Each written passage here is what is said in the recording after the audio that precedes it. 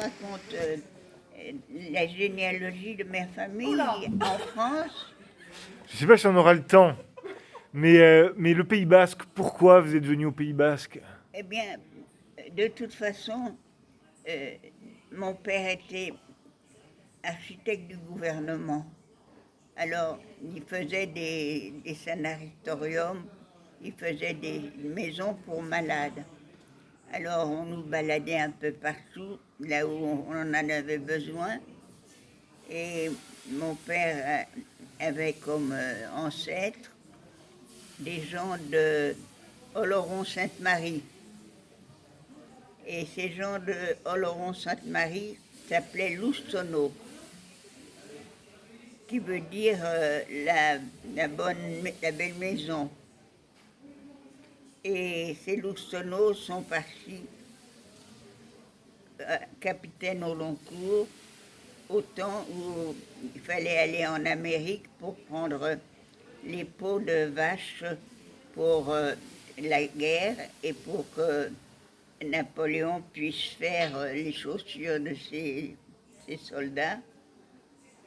Et ils se sont installés à Nantes. Et à Nantes, il a eu une très belle maison. Il a eu 5 enfants et ils se sont établis et il est parti, un des fils est parti comme marin, faisant toujours les Buenos Aires, Nantes. Buenos Aires et Nantes. Et le marin est mort et la femme qui s'appelait Croquevielle et qui était de Saint-Malo. Et Croquevielle, c'est le croque-mort, vous savez, oui. Croque-vieille. Oui, et qui croque le doigt des morts. Pour voir s'il bouge encore. Oui, pour voir s'ils sont bien morts. Et le croque-mort vient après. Et elle a eu la bonne idée à Nantes de faire une maison à 3 étages au bord de la mer et de faire une boutique où on donnait des robes de Paris. Et alors elle a gagné beaucoup d'argent parce que toutes ces dames étaient très riches à Nantes et elle s'est occupée d'une maison comme ce serait un magasin du Louvre ou du Bon Marché. Et encore, les femmes ne faisaient pas ça. Et elle a fini par emmener ses enfants à Paris, les 4 garçons, une fille, et ils ont fait leurs études à Paris.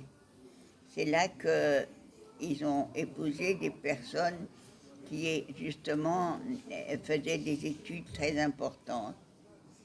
Et mon père a épousé une famille du nord de la France qui étaient presque tous des architectes.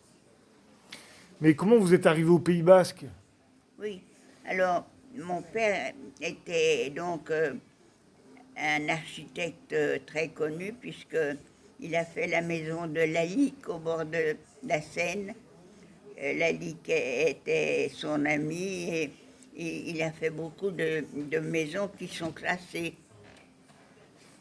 Et oui, je continue. Et au Pays Basque? Les bons basques, mon père était fatigué et faisait de la dépression. Alors, de temps en temps, il prenait plusieurs architectes pour le remplacer et il partait à Biarritz, à la maison de santé. Et là, il a connu il a fait des constructions dans le Pays Basque et nous venions là l'été. Enfant, vous veniez au Pays Basque. Oh, alors j'ai commencé à venir à 2 ans à Biarritz. Et comme mon oncle était Franz Jourdain, c'était un très grand architecte qui a fait la Samaritaine à Paris. et on recevait M. Jourdain et sa famille au palace. Alors nous étions au bord de la mer et nous étions toutes petites et c'est la première fois que nous avons eu le soleil et j'ai eu des cloques affreusement parce qu'on n'avait pas l'habitude de nous mettre au soleil.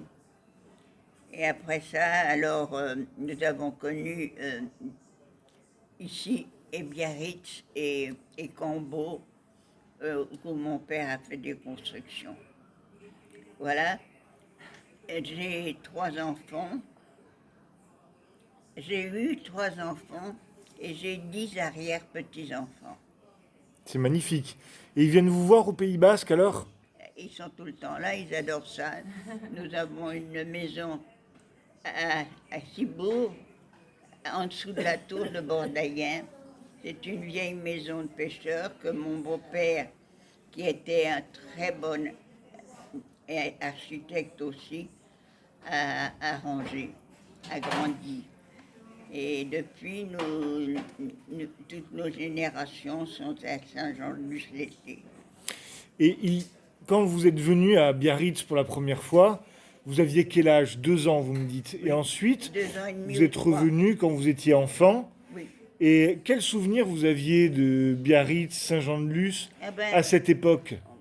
je me rappelle qu'on on marchait au bord de la mer, il n'y avait pas il y avait pas d'hôtel, il n'y avait rien du tout. Et finalement, mon père a construit un très grand hôtel là, sur la colline. D'accord? Comment il s'appelle cet hôtel? Je ne sais Vous pas. ne savez pas? Mais est-ce que c'était quelles années? Vous vous souvenez des années Écoutez, je suis née en 16. Alors, 1916? c'était la guerre. Et c'est pour ça que j'étais très fragile parce que il y a eu des maladies épouvantables et je prenais tout. Et finalement, j'étais très fragile. Et à Paris, j'ai des enfants qui sont de très bons médecins et des chirurgiens. Et finalement, on a cherché, et j'avais les thyroïdes pris par le cancer.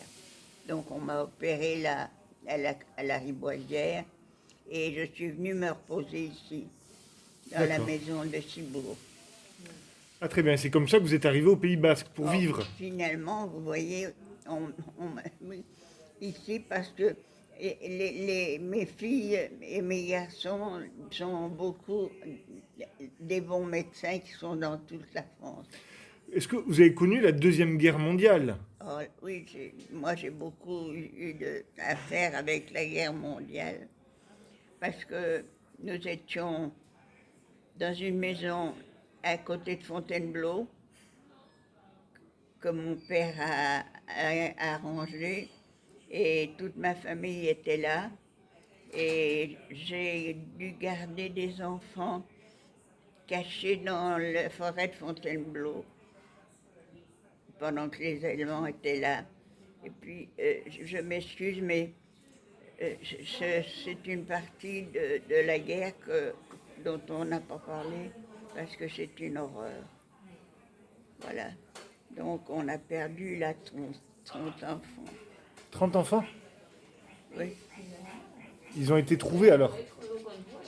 On a brûlé les autocars qui les emmenaient, les Allemands, avec les avions. Oui. C'est pour ça que j'aime pas raconter ça, parce que c'est une partie de la guerre très, très horrible. Après, les Allemands ont occupé nos maisons, ils ont vécu avec nous, nous sommes partis en Anjou, et nous avons eu la chance que mon grand-père, du côté de maman, était préfet à Bordeaux. Et il avait une maison à côté d'Angers. Et ma tante a dit, allez vite dans le château et cachez-vous là. Alors j'avais toute ma famille dans la voiture et nous nous sommes cachés. Les enfants, les Allemands nous ont pris là aussi. Alors là, c'était aussi très affreux. C'est pour ça que c'est une ville, une période et je n'aime pas en parler.